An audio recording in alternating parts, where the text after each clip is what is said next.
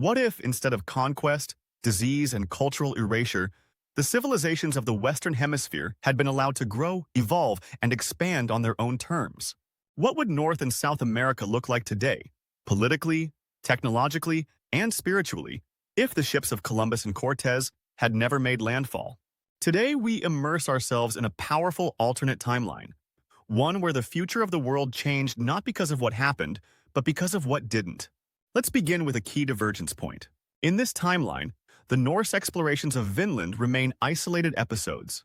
Their small settlements are absorbed or driven out by indigenous groups like the Beothuk and Mi'kmaq. European efforts in the 15th century to reach the Americas are delayed, perhaps by plagues, prolonged wars, or the failure of navigational breakthroughs. The papal bulls granting dominion over the New World are never issued. The early Portuguese and Spanish expeditions are rerouted or lost to storms. And crucially, when ships finally make it across the Atlantic, they encounter a far more unified and sophisticated resistance. Let's imagine that indigenous civilizations of the Americas had 100 to 150 years of additional uninterrupted development. This buffer would drastically change the balance of power. Without European pathogens decimating populations, and without surprise invasions shattering empires overnight, the native world begins to undergo a period of extraordinary renaissance. The Aztec Triple Alliance reforms itself into a confederated meritocracy, incorporating distant city-states peacefully through diplomacy, shared infrastructure projects, and cultural integration. They invent a hybrid writing system blending pictographs with phonetic glyphs to allow for better record-keeping, literature, and administration. Libraries are built from polished obsidian and terraced gardens. Their engineers refine Chinampa agriculture and begin experimenting with aqueducts and wind harnessing technology in the Valley of Mexico. Further south, the Inca expand their massive road system into a pan-Andean superhighway of sorts. Using genetically refined llamas bred for longer distance travel, they perfect courier systems and build mountaintop citadels that function as observatories and communication towers. Their understanding of astronomy and weather prediction surpasses much of the Old World. Instead of quipu knots being lost, they evolve into a tactile written language that blends texture, color, and knot pattern logic. In North America, the Mississippian culture centered around Cahokia never collapses. Instead, the city continues to grow into a spiritual, political, and economic hub of the eastern woodlands. Their influence spreads through vast networks of river trade. Using a mixture of shell-based currency and complex seasonal agreements, they formalize an intertribal economy and system of federated governance. The Haudenosaunee Confederacy becomes a diplomatic powerhouse, helping to mediate disputes and distribute shared environmental resources. The plains are not empty. Nomadic groups become equestrian dynasties after the natural domestication of the North American horse, a species never hunted to extinction. Buffalo herds are cultivated and semi-managed through early land rotation systems, blending wild range with controlled burns. Clans of the Lakota, Comanche, and Blackfoot become masters of ecology, meteorology, and mobile architecture. In the Pacific Northwest, rich with cedar forests and salmon runs, the Tlingit, Haida, and Salish nations innovate shipbuilding and long-distance navigation. Their carved totems are no longer just symbols of lineage, but develop into navigational memory systems passed through oral song, guiding explorers from the Arctic Circle to California. By the year 1600 in this alternate timeline, intercontinental alliances have formed. A great continental council meets every 10 years at a rotating neutral site, first Cahokia, then Cusco, later Teotihuacan. Diplomats travel via air balloons made from cured animal hide and powered by hot stones. Ceremonial warriors serve as peacekeepers. Gold is abundant but not worshipped. It is considered sacred and primarily used in ritual art and solar reflective technology. Science in this world is deeply integrated with spirituality. Rather than separating natural philosophy and religion, they are treated as one unified system. Physics is viewed through the metaphor of breath, energy, and cosmic cycles. Medical practice is holistic, combining surgery, herbalism, and psychological therapies rooted in dream interpretation and communal storytelling. And then, the inevitable happens. Contact. A British ship appears on the eastern shore, but instead of finding uncontacted villages, they encounter fortified ports, diplomatic outposts, and a well-armed trading fleet of bark canoes, river barges, and reed catamarans. The meeting is tense but peaceful.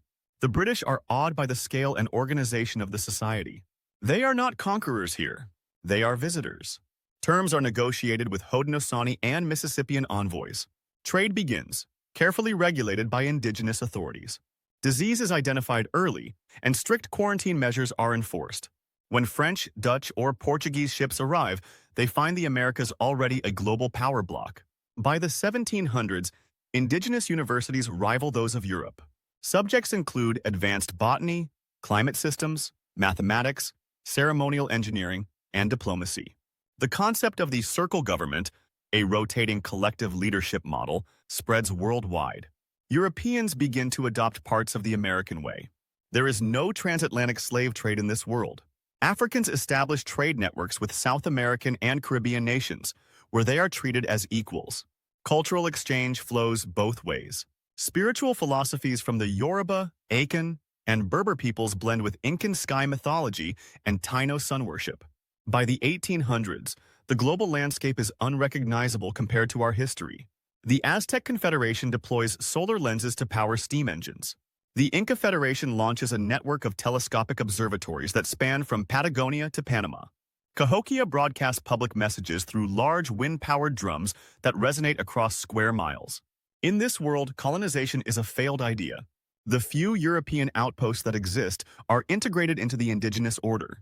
Languages like Nahuatl, Quechua, Wendat, and Aymara are global lingua francas. The world's most influential documents are not European declarations, but sacred codices, ecological charters, and continental treaties written in pictoglyphic systems that tell stories through shape and color. By the 1900s, the world enters its version of the information age. Rather than relying on fossil fuels, the Americas invest in geothermic grids, wind harvesting towers, and algae-based bioluminescence. Data is stored in organic crystal matrices, grown and tuned in sacred caves under the Andes. The global internet, called the BreathNet, uses harmonic resonance to transmit information. It's more intuitive, emotional, and sensory than binary digital systems.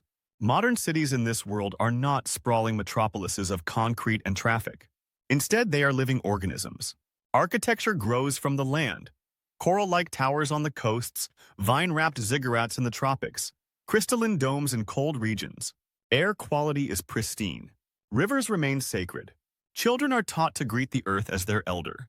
Global politics is decentralized. The idea of nation-states gives way to bioregions, governance based on ecological zones. Justice systems are restorative rather than punitive. Instead of prisons, communities hold healing circles. Education is universal and based on experiential learning, mentorship, and personal mythic exploration. Conflict still exists, but it is managed with ceremony, dialogue, and consensus. The Great Continental Council is now a permanent institution, with branches in every major city. It functions like a planetary UN, except with real teeth. Members enforce peace through economic and cultural incentives, rather than military might. And so, what if America had never been colonized? Maybe you'd be watching this not on YouTube, but through a dream-sharing device powered by moonlight and memory. Maybe your history would include not just conquest, but community. Not just loss, but layered growth. Maybe your ancestors would have stories written not in erasure, but in song.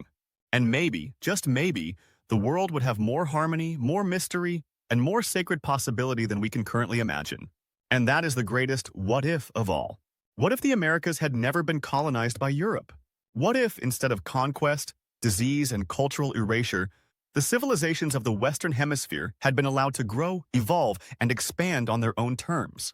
What would North and South America look like today, politically, technologically, and spiritually, if the ships of Columbus and Cortez had never made landfall? Today, we imagine a powerful alternate timeline, one where the world's course was forever altered not by what happened, but by what didn't. To understand this world, we begin by rewinding to the late 15th century. In our reality, European powers, driven by greed, empire building, and religious zeal, crossed the Atlantic and unleashed centuries of colonization. But in this alternate timeline, transatlantic exploration fails. Perhaps storms destroy early voyages. Perhaps political turmoil in Europe delays exploration for centuries. Or perhaps indigenous nations, more united or technologically advanced, repel the first contact, warning others away. In this world, the great civilizations of the Americas, the Aztecs, Maya, Inca, Mississippians, Haudenosaunee, and hundreds of others continue to evolve uninterrupted. Without smallpox and European warfare, their populations boom. Cities grow denser. Trade expands across vast networks, from the Amazon to the Arctic, from the Pacific coast to the Atlantic. Technological innovation accelerates. Without the interruption of colonization, metallurgy, astronomy, and agriculture advance rapidly. Mesoamerican engineers, already masters of urban planning, develop more advanced irrigation and water management systems.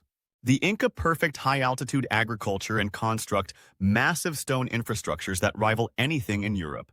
In the north, mound-building cultures create city-states connected by vast road networks and governed by complex councils. The Americas enter their own version of the Renaissance by the 1600s. Great libraries of bark paper codices preserve philosophy, astronomy, mathematics, and poetry. Navigation tools improve, and seafaring nations begin to explore outward, not to conquer, but to trade. A peaceful form of globalization begins from the opposite side of the world. By the 1700s, multiple indigenous empires rise to global prominence. The Nahua Confederation, born from a reformed Aztec system, spans much of Mesoamerica. The Incan Federation thrives along the spine of South America. In the north, the Great Lakes Alliance, rooted in Iroquois governance, becomes a model of representative democracy. Religion and spirituality flourish in diversity. Rather than being extinguished by Christian missionaries, native beliefs evolve and expand. Temples are not torn down but modernized. Pantheons grow. Philosophy and ritual are passed through generations of scholars and shamans. Syncretic religions blend myth, science, and astronomy in ways unfamiliar to the colonized world. By the 1800s, indigenous Americans are exploring steam power and electricity on their own terms. Balloon travel connects distant cities. Engineers build solar observatories. The Great Mound capital in Cahokia becomes the cultural heart of the continent, a blend of ancient tradition and futuristic design.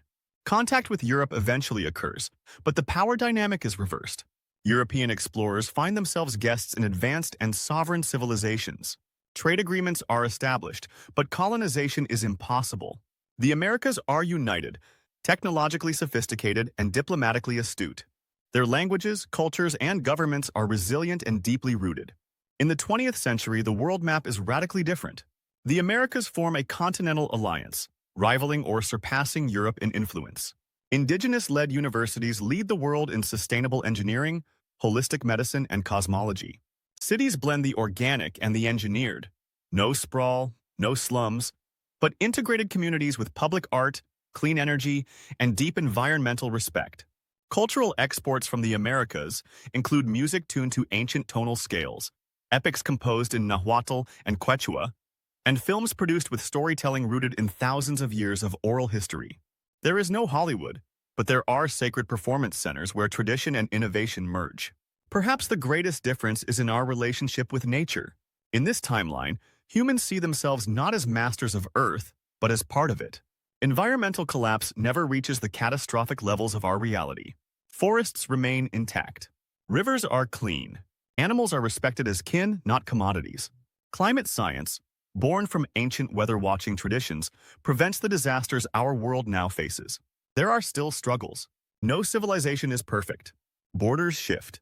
Wars occur.